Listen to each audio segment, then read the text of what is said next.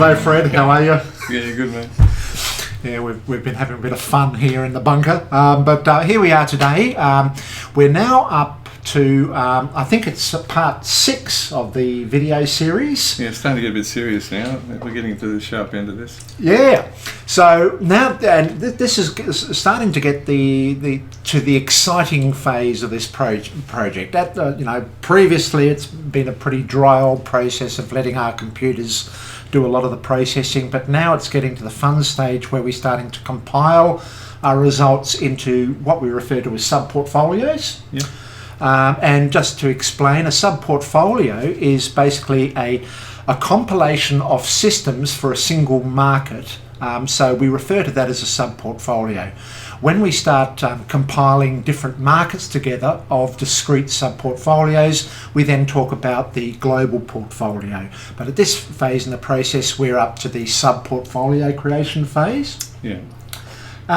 Anything you need to say? I think we'll talk about it a bit more when you get your next screen up. So let's move on to the next screen now. All right, excellent. All right, Fred, so we're now up to step 5, which is this sub-portfolio compilation phase. And this is a step where we compile these trend-following systems that have passed all steps of the prior 4 steps and now can be included into a single portfolio or sub-portfolio of systems. Yeah, so what we're trying to do here, Rich, is we're trying to pick out of the data mining we've done, including the robustness, etc., the best combination of traders to give us the best MAR overall. Lovely. And so if people need to get up to speed to where we are here, I advise you go back to all of the prior videos we've done on this series, which leads you through these prior steps in the process. But so let's move on to the next slide. So effectively, what we are doing through this sub-portfolio creation process is we're using a method called iteration. Do you want to explain what that is, Fred? Yeah, what we're doing is taking the equity stream on a month-by-month basis for any particular EA run that we've done. If it's passed all the previous steps, it's included as a possibility. So we might end up with 10 or 100 or 1,000 possible EAs that we want to deal with. The next step is to find out which combination of those EAs are best suited to what we're trying to do. Now, obviously, we can't trade 1,000 EAs, particularly across multiple markets. So on any one market, we might want to select, say, 10 EAs.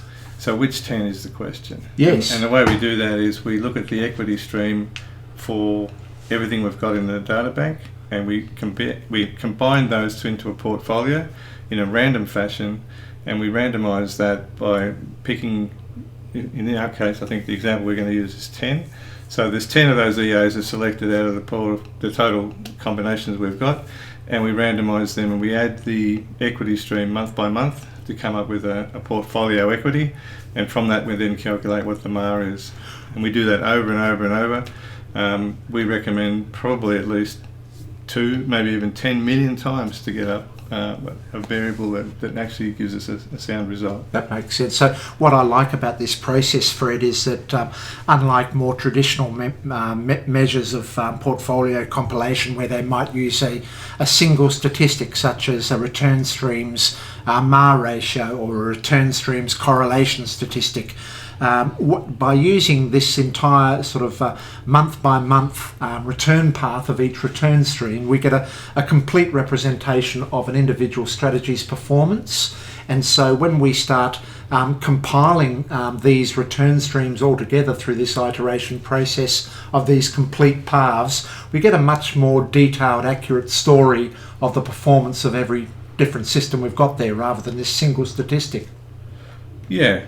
So we're getting the statistic for that portfolio, and we keep that information until we find a better combination. If we find a better combination, we lose the old one and we keep the new one, and then we just work our way forward, ever increasing steps until we run out of iteration time.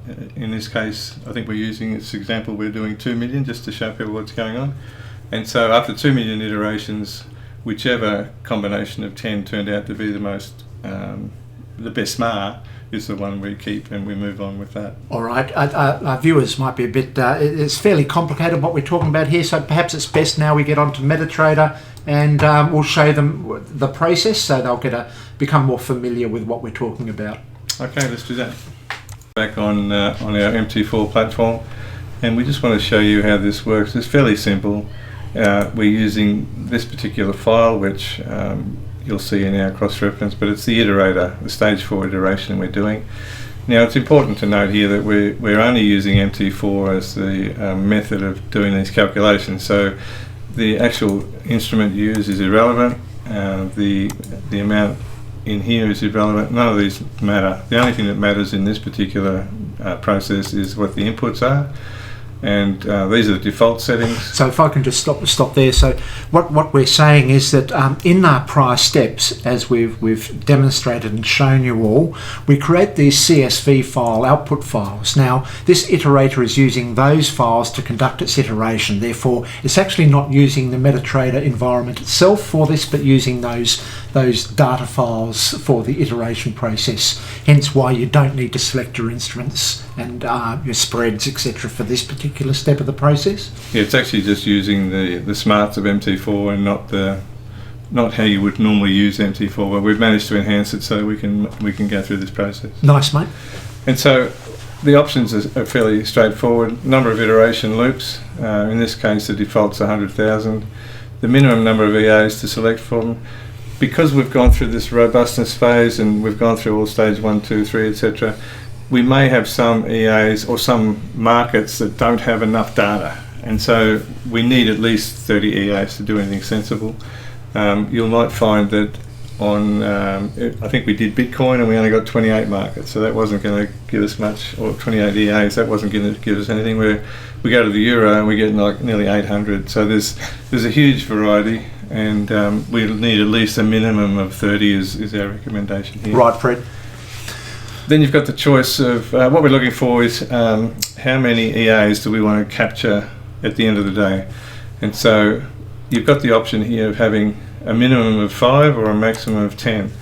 That means you might get a really good MAR ratio with only 5 traders in one market, but in another market you might have a better MAR with more. With 7 or 10 or something like that, yes. Now we've given this flexibility for the user to play with, but in our own thinking we actually like to define a set number of 10, don't we? We do. I like 10. And so the reason we say that is that way we can balance the same number of EAs across every market. Yes, that we're dealing with. Each of my markets I see is sort of equally weighted in terms of their system contributions for each market. Yep.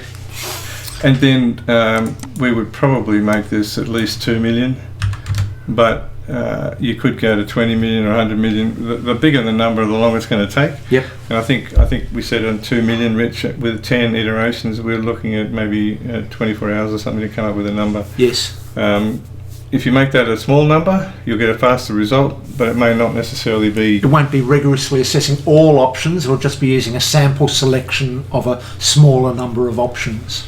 Well, unfortunately, we're never going to be able to test all options, all possible combinations, because if you're trying to find the best combination out of 700, it could take you years and years of data crunching to come up with a number. So 2 million is a really good number. 1 million is okay.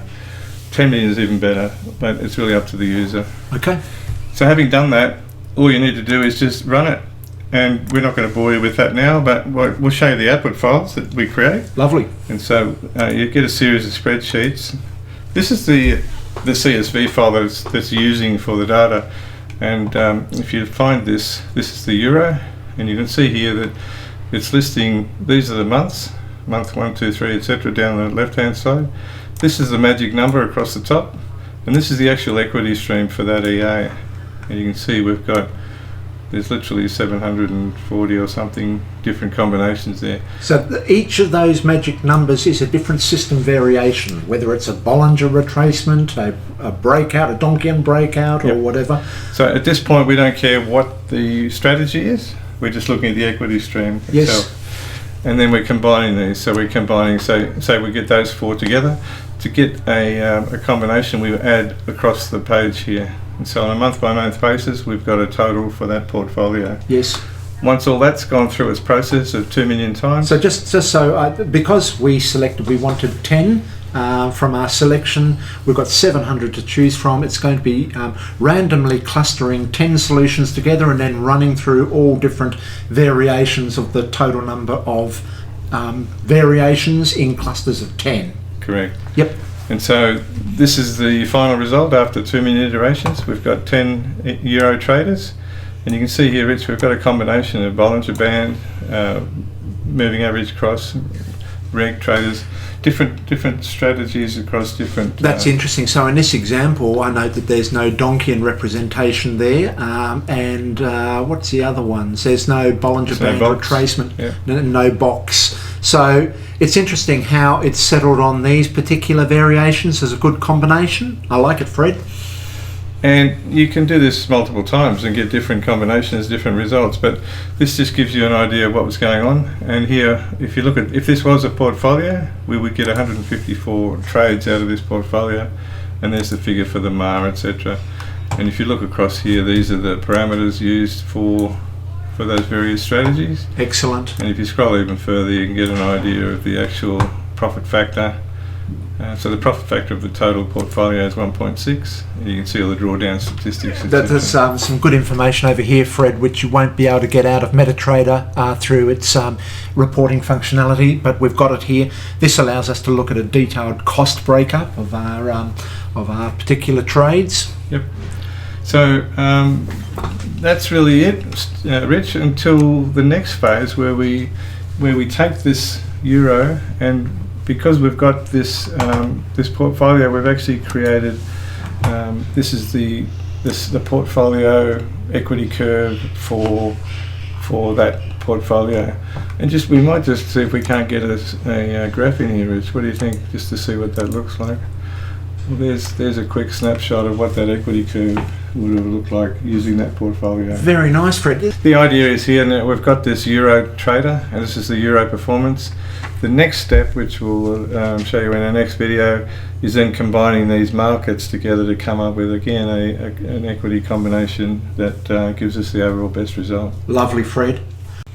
Well, that's great, Fred. I hope we haven't confused the issue for our viewers, but as you can see, we're now starting to get down to the pointy end of the portfolio compilation process, where having gone through this step, we've now basically developed all of our system variations for each of our markets, and in this case we might have a portfolio of say 45 different markets, and now we've got 10 systems selected for each of those markets. So the next step then, Rich, is to, depending on the trader, he may only want to trade half a dozen markets. So which markets is he going to trade? We've got these equity curves. We can go through the next phase, which you'll see on the next video, which iterates to come down to a usable size. I see. So this now comes down to the realistic practical application of this based on your capital level and the broker limitations, etc., which we'll go into in the next video. So thanks everyone for watching, and take care and trade well. See you next time, guys.